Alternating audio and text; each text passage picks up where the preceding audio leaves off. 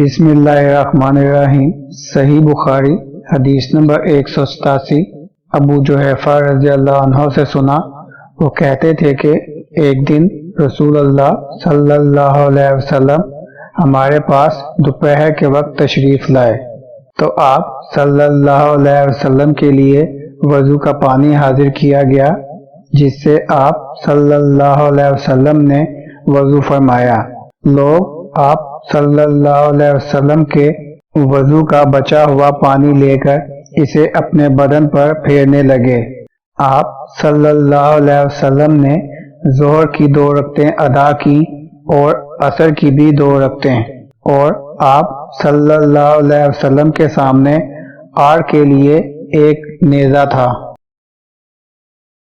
اللهم صل على محمد وعلى آل محمد كما صليت على إبراهيم وعلى آل إبراهيم إنك حميد مجيد اللهم بارك على محمد وعلى آل محمد كما باركت على